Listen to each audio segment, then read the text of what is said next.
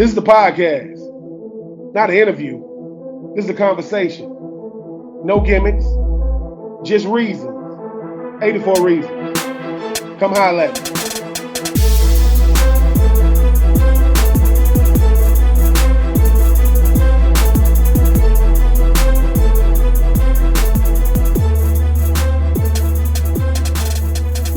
What up, everybody? I am being true. This is 84 Reasons. No games, no gimmicks, just reasons. And today, we get the best guest I'm going to get because of the position that he plays. Don't get mad at me, right?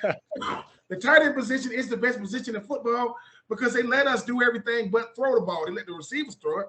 Let the running backs throw it. They won't let us throw it. My next guest, legacy player. Father played in Florida, 4-year letter with consensus All-American. But we're talking about the great Jonathan Odom. What's going on with you today, J.O.? Nothing much, just chilling. I'm about to go to the food bank in about. Who we got? Who is this? It's the tight end house, man. I'm just saying, man. Look, we could have made this. We could have made this more than one, man. We could have did two for one. I'm just saying, we can do that. We can do this. Don't be jumping on. But Jo, before I even get into the games, I got to talk about the swag, man. I mean, who was this? Who was this? What Lifestyles Laura lady? You coming in with the whole pink on, man? Like, no. I got to know. Listen. The new thing in football is the rivals. They showing up. I said, all right. I'm looking at the rivals. All right, we got black, we got brown, we got blue. I said, whoa. You got to be comfortable in who you are to wear that all pink. I said, oh yeah, you got the pink lemonade suit on. What's up, man? Hey, you know where I got that from, right? I got that from Terry Crews. Oh my! So Terry Crews, for those of you who don't know, great actor. He's known mostly for what he did on the movie White Chicks. Now I think he does like America's Got Talent or whatever. Yeah. He's gonna have 8-pack abs for life. He's gonna be an 80-year-old 8-pack ab dude. Yeah, exactly. But, so you saw the pink. Yeah. So pink. And what's up? Talk to me.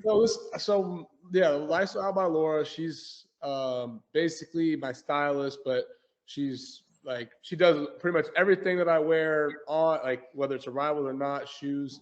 She's the one who kind of helps me get all that stuff. And so she actually flew me and a couple of the other guys out that are signed with her out to Dallas, and we all got to have custom suits. Mm-hmm. And we they had I'm sorry, Jonathan. They had a guy come out and do custom suit fittings, and so we got to look at everything. So I'm like, man, I want to do something different. And so I'm like looking, like everyone's like getting regular suits, this, that, the other. I'm like, I want to do something that no one else has seen. And so I was like, okay, the pink looks good, the red looks good, and I'm like, well, let me see how this looks. So I'm just doing a whole bunch. I haven't had a green suit at one point, and so I just was like, man, pink's the color, and I decided to do it, and it came out really, really good. Actually, Napier came up to me the other day. He's like, man, where do you get these suits from? And I was like, Coach, I can't tell you. It's a secret. I'm just saying, because obviously I said, because mind you, I'm looking. I said, all right, man, everybody, and you said that these guys kind of scared. They want to keep it safe. They're gonna do the blue or the green. You was like, look, man, my swag is on 1,000. The only way I can do is I don't got when you wear something like that, I don't got to say nothing. Who gave you the most compliments when you walk in the locker room? How many of these did you get? Did you get a whole bunch of because Florida boys, right? What I know about y'all, right?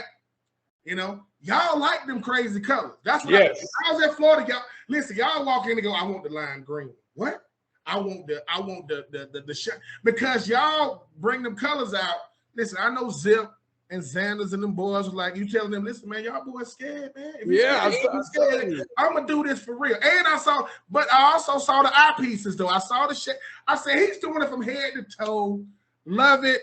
You look good, you feel good, you play good, but you are different, Jonathan, because as I mentioned, your father, he goes to Florida.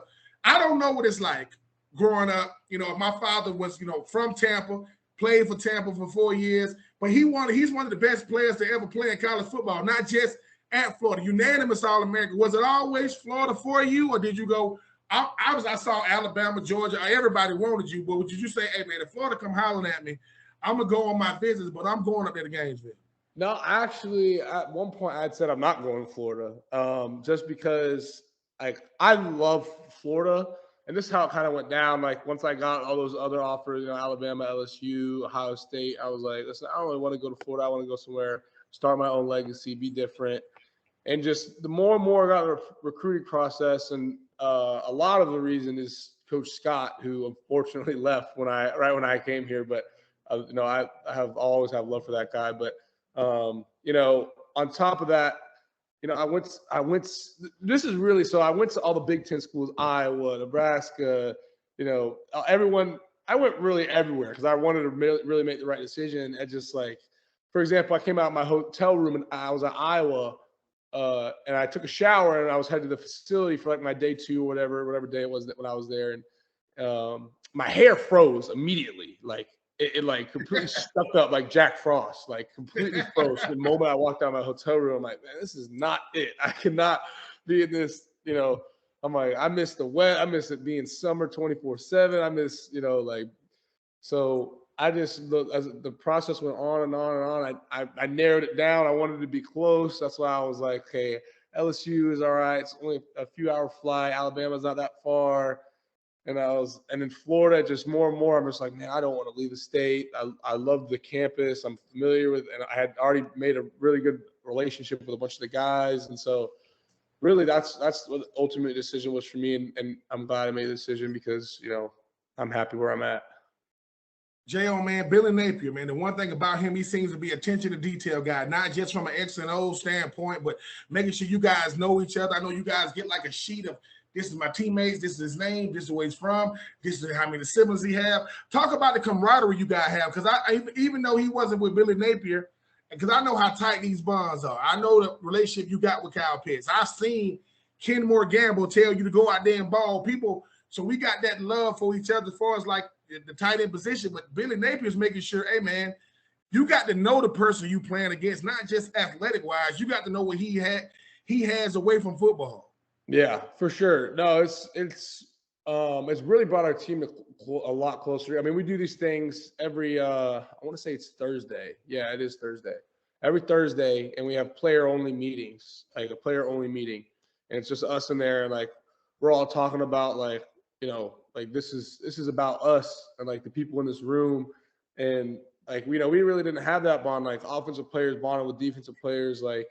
Our locker room last year was, I feel like, a little bit split up. Everyone had, everyone still has their real close group, but it's like I can go have a conversation with anyone on their team, know what their name, where they're from. Like it's a lot more. Everyone's just a lot more mesh, and I think that you can see that on the field. Like we used to have some people like we would point fingers in the locker room and stuff like that, and and now it's on the defense like, hey, and now like on the offense and defense, it's like, hey, offense messes up, defense come over us before they go on the field. Hey, we got y'all. Defense lets up a touchdown. Us, the offense will go over the defense, and be like, hey, don't worry about that. We're gonna get the points back. Y'all go out there and stop them next time. We got you guys. Like that's how the kind of the new dynamic is of the team, and I think you really see that of how we've been in every game. Like it's. I mean, we're a few plays away from being 4-0, like legit, like a few 3 or 4 plays from being, 5-0, undefeated. So it's really like a different dynamic, same group of guys, but everyone's kind of shifted their mindset, be like, hey, when we really play as a team, we can get a lot accomplished. We win as a team, we lose as a team. When we lost against Kentucky, we lost against Tennessee, every time it was like, man, guys, we're so close. We just got to keep on, grinding. We're right there. We just need to get over that hump. So that's what the biggest difference that I've noticed completely. Talking with Jonathan Odom, tight end for the University of Florida, number 87, legacy player. Saying, look, man, I was gonna go there. Now, man, I don't want to go that far away from home. I'm not walking out of hotel rooms with my ice turning to icicles. I'm a Florida boy, to where cold to me is 60 degrees. That's cold. Yeah, that's cold, for real. That's cold to me. But I gotta say this new facility I'm hearing about, J.O., man. I mean, I know y'all we got the food, check, parking, check. But then I'm like, whoa. Football only facility, chefs, guys eating asparagus, words they can't even spell, they just can pronounce it. Talk about this new facility, man, and how crazy was it when they finally opened up and y'all was like, pull out your Pull out your cell phones. This is crazy. Then you get to your locker. I think y'all got leather seats. It's like you on a plane in first class, man. How would you rate this facility, man? Yeah, man, it is. Shout out to everyone who was a part of that. That donated to that fund, and that people that came out and built it. They did an amazing job, and we're all super grateful. I mean, it's made even from when my dad was here, he was telling me stories about it was a tradition that everyone had to walk over to the practice fields from the stadium. But everything right there is in that building. I mean, the practice fields are right out the back door. There's a pool, basketball court, the lockers. I mean, I made a pretty decent video that shows a lot about it on one of my social medias. So, and everyone really liked to see that. But it's honestly just it works so well. It's so convenient is where I'm looking for. Like it's everything is right in one building. You got your recovery. They just got a hyperbaric chamber in there. And so I tried that out for the first time the other day. It's just so much stuff that, you got to walk around and really make sure you don't take for granted because it's not normal. I mean, these things aren't, this is very special to have. And, it's because of all the great people who came before us and that, alumni, players that wanted to make this happen for us and really wanted to help out the team. And it does. I mean,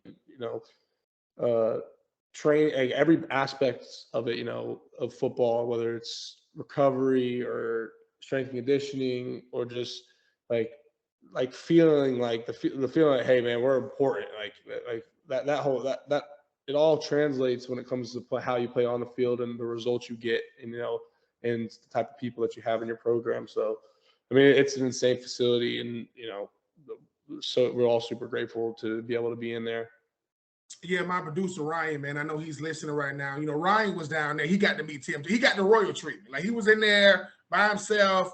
He said, "I don't want nobody in here but me." Yeah. Tim Tebow and Tim Tebow became buddies or whatever. But Ryan said, "Listen, I don't want to be." So he got the royal treatment. I haven't been there yet, but when I go, I'm gonna say I want Ryan's treatment like my producer. I want y'all to treat me like you treat him. But I gotta say this: the reason why I do this, man, is because I get to meet people like yourself. And what happens is when I was there, the biggest thing we had was Shan Hospital, right? We got a chance to go to Shan's Hospital to go on visits, but I see what you did with, Bread of the Mighty Food Bank, hunger and security, because a lot of times people go, is Jonathan all football? No, man, I play football, but I care about people. Talk about hunger and security, Jonathan, and how was it, how fulfilling was it being able to go be at Bread of the Mighty Food Bank?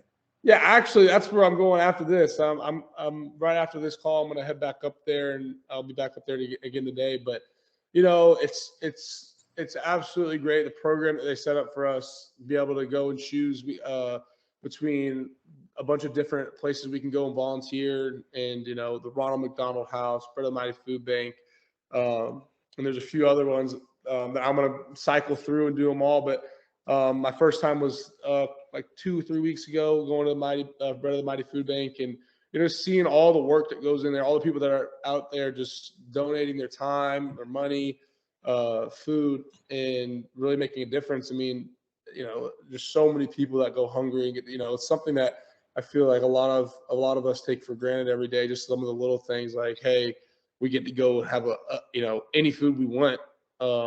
And have a chef make it for us at any time. We'll have to-go snacks for us. Never ever thinking about a meal, but there's people that have to go to bed every single night. Like, dang, I didn't get to eat it all today. And sometimes when you see all that actual work, that's what, when I was there, that's what really put in perspective to me. Like, man, all this food, like people actually like. I mean, there's like so much food you can't even imagine in this building. And I'm like, there's not, I feel like there's not even enough people in Gainesville to eat all this food. And like, yeah, this will be all gone by tomorrow. Trucks will come and get it. And then they'll be waiting for a new load, 2 days from now. I'm just like, it just really puts in perspective of how, a lot of people have to really, be worried about meals day to day. And it's something that I feel a lot of us take for granted. So I really enjoy being able to go up there, and that they've set that up for us has been really great. That man of service voice you're hearing right now was Jonathan Odom, number 87, playing for the best tight end room in the country. I don't care how you feel about it. I'm just telling you what it is with him. Yeah, let's see what it is. Things of that nature. But you just said something that I think people don't get. people forget the fact that, man, I'm a person first. Like, I'm Jonathan Odom. I'm number 87. I'm 6'5". I'm very visible. My father, you know what I'm saying? Jason, he went here. But you say, I go to a place called, you know what I'm saying? I mean, Brother the Mighty Food Bank. You say, dude, like, this is what people are really dealing with. Like, yes, I am truly, truly blessed to be at the University of Florida, so I don't have to want for nothing. Housing paid for, tuition paid for, food paid for. But that's not the reality of where I'm at. That's just the campus that I'm on. How different is it you coming back to campus the first time you went over there, John? You like, dude, I'm thinking I'm going over here. I'm going to put on my apron, I'm put on my head, I'm going to feed some people. Then you go in the back and go, dude, what y'all going to do with all this food? Oh, all this food going to be gone. What? And this is just a portion of people. This ain't even everybody. What is how much does that help you when you talk about, one, how much you know, how much you really mean to people? Because people think they love you as a football player, but they don't expect to see you in this capacity. I expect to see him out there blocking. And how much does that help you as a football player to say, look, man, don't take practice for granted. Don't take weightlifting for granted. Don't take class for granted, because the people over here that we're feeding, their last dollar they're going to pay to come watch us on set. These people still want to come see us. How does that help you as a person, not just as a football player? Yeah, I mean, I think it's important, just like, we're all just normal people. I mean, I know, like, a lot of people see us, our identity is football, and to a certain extent that's true, but I feel like a lot of us are a lot more than that. There was a whole thing last year, like, more than an athlete, and I feel like it's very true. I mean, don't get me wrong, I love football with the bottom of my heart, and I love all the fans and everything like that. I love the stadium, like, the smell of the grass, everything. But at the end of the day, we bleed just like everyone else, and we have to breathe just like everyone else. So really, like I said, it really all puts it really into perspective. I mean, we don't live a normal life, and sometimes it's easy to, like, fall into that and kind of be like, oh, this is normal, and take a step back and be like, being able to go to Greece, like some of my closest friends went to Greece. I unfortunately didn't get to go because I was busy, but like, being able to do that, like, this year we have another trip coming up, and I'm gonna hopefully be on that one. But it's like, these things aren't normal. Like, it's not normal to be able to pick up and go wherever you want, have everything you need paid for, all the clothes you want given to you. Like, it's easy to fall into that loop of, this is, why aren't my clothes washed? Like, why is my loop not washed today? Like, we have people doing our laundry every single day. It's just like, really, instead of all that, it should be like, man, I can't believe that y'all wash my clothes. Like, that's, it's really easy to fall into that loop. And I feel like sometimes when we take a step out of it and go and kind of able to do something like, volunteer at the Ronald McDonald House or the Brother the Mighty Food Bank, like, it just really helps put it in perspective and bring you back down to earth, because, complete honestly, sometimes you need that. It's like I said, it's really easy to fall in that loop of going to the beautiful facility, laying in massage chairs 24/7. Like that's not a normal thing. And I was talking to me and Wingo yesterday. We're talking about like we got to do, like, at 21 more than, like, some people could do their entire life, and sometimes people take that for granted, and really want to try and make an effort to let people know how appreciative we are. That's a big thing that I feel like a lot of us are trying to do, and that the Gator Mate has really helped us in terms of being able to do it and be able to step back and see, like, hey, realize what you have and the people that are doing it for you. Yeah, from Gator Made, the Gator Strong, the Gators Collective. I mean, you guys got a tremendous opportunity to be able to go out there and just build legacy. You talk about building your legacy in Florida, building your legacy in Florida away from football while you still have football. But I got to ask this, though, man. What's up with all these night games, man? I know you ain't got nothing to do with it. Kentucky at night, Utah at night. LSU's coming. Of course, it got bumped to the night game. It's Saturday night football. Try to explain to the fans what it's like to actually be out there. I know they going crazy, but you like, bruh, there's a reason why when we run out there, before the national anthem or whatever, they give us a second, because I'm out of breath. I am out of breath moving that fast. But talk about that atmosphere in the Swamp that night. I know y'all got LSU coming, but this is the third night game already. Yeah, so this is my third year running out of the tunnel, and it doesn't, every time, no matter what game it is, it's just like that feeling when you hear, the only Gators get out alive come on, and and them starting to say, "Here come the Gators." Like it's just an experience like you can't even really describe. I'm sure you know what I'm talking about. Like it's just, I mean, you're out of breath before you even start running just because of all the adrenaline, and it's just something that you can't really describe. I mean, I know the fans are super pumped up, and that definitely adds to it. In the night game, you hear everyone yelling and the roar, and it's just, I mean, it's really, you can't even put it into words. It's just, you know, that's one of the biggest blessings. I mean, I feel like it's like no other college anywhere. I mean, than running out of the swamp. It's just different, especially under the lights. I mean, I'm expecting to be 90,000 there this Saturday night, and it's gonna be a great game, and it's gonna be a lot of fun to go get our get back on LSU. All right, Jonathan, man. I know we got like a couple more minutes in which we're gonna do some rapid fire stuff, man. I don't know if that was Zip or whoever that was when we first came on here. That was Zip. Okay, that's Zipper. That's the guy with the 2 ERs. ER. Took him. But I will say this: what teammate makes you laugh the most? I know it's a bunch of kids. Which guy you like? Hey, man, this guy he keep my spirits lifted. It's got to be him. I mean, I live with Keon. You know, that's my brother. So it's like it's just like we always just trying to make each other laugh. I mean, that's just kind of the relationship we have. But we got a bunch of funny guys on the team. You know, Naquan's a funny guy. You got a whole bunch of funny guys on the team. I think me, just because I spend the most time, is Zip is the one. But you know, we got some clowns on the team. But it is. I'm pretty funny, to be honest. I'm a funny guy. I think myself as a funny guy. Now Jay Hill get the 2 picks, 1 for a touchdown. Oh. Could Big Dez really have rumbled that far? Like if Big Dez really got the pick, would that have just shut the whole sideline down? Like, bro, I was thinking about. I saw a tweet the other day. I don't know if you saw it. I retweeted it, but it was like, imagine the fans listening on the radio that hear Big Dez rolling with the ball, the pick six. Like, I would have been so confused. I'm like there ain't no way. But you know, I think Dez can do it. I think he could.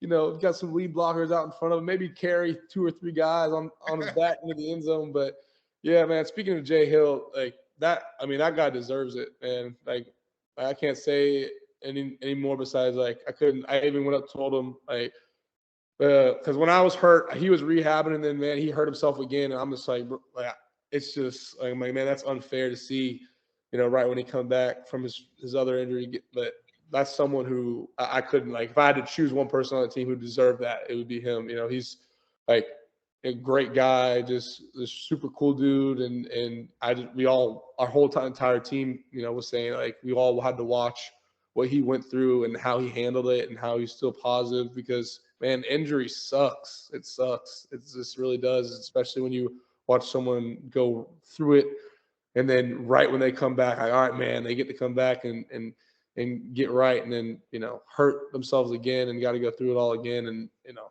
for him to just have the resilience and perseverance, like I said, like he really deserves that. And, you know, I'm super glad that it was him who got those 2 picks yesterday.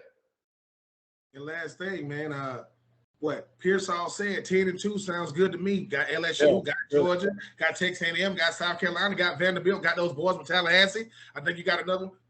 Y'all boys end up 10-2 with everything that's happening. Kentucky, congratulations, y'all got lucky. And we can get that, and we can get the ball off, maybe the Hail Mary, who knows.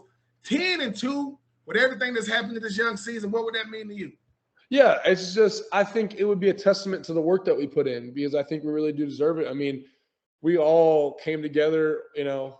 To be honest, it's been a lot since last December. New coaching staff have to buy in. You know, you really have to, because what we do isn't easy. I mean, yeah, we love it, but you know, it's a grind. And so everyone bought in the work that we put in. It was tough. It was really, really tough. The whole off season, and everyone bought in and really, really grinded it out. And so, I mean, I really just feel like it would be a testament to how we worked this year. And, you know, as you can see, I mean, we can play with anyone. And I feel like the SEC, you know, the competition is all right there. You know, everyone's right there. Mm-hmm. You know, I don't really think, you know, there's no no super teams. I think we're just as good, if not better, than anyone in the country. And so I would honestly not be surprised for us to go 10-2. I think it's something that we expect from ourselves, and we just got to be able to go out there and execute. And if we can play complementary football for the rest of the year and really help each other out and continue the path that we're on, I think it's very possible. But like I said, I think the most important part is for us to take it game by game. LSU 1-0, be 1-0 against LSU, take the bye, recover, be 1-0 against Georgia, and then go from there. He is Jonathan Odom, about to head back to the bread of the mighty food bank. Yep. Hunger and security, just making sure you do his part. Plays for the best team in the country, plays the best position in the country. The son of Jason Odom, represent Tampa. I know about old Tampa, Florida. It was down there. But listen, but most importantly, swag is on 20,000. All pink, everything. If you ain't with it, if either getting with it or get lost, if you scared, say you scared. Look, man, I went and I saw the pink lemonade. I said, listen, I don't want to drink it. I want to wear it, baby. That's I know, exactly. I do this. When you wear all pink, he should have some on the back to say, I do this for real. I ain't new to this. I'm true to this. Hey, you know what? The back of my blazer said, I am custom made. That's what it said. Listen. He is custom made for the University of Florida, though. Sorry, LSU. Sorry, Georgia. Sorry, Alabama. Florida boys are going to let Florida boys leave state. He's an hour and a half south. Just go straight down 75 south, right past Ocala. The next one, you hit Tampa right after that. Lutz. I used to live down there, so I know a little bit. Well, that's where I'm at now. That's where our family just moved. We're in Lutz. There it is. He's in Lutz. That's L-U-T-Z. For those of you who don't know, he is Jonathan Odom, number 87. I am being true. Not my reasons, his reasons. He got 84 of them. He wears number 87. Jonathan, I appreciate you big time. Keep doing what you're doing over there at the bread of the mighty food bank. Keep serving, man. People gonna love you, and it's gonna change you, man. It's supposed to. Appreciate it. Yes, sir.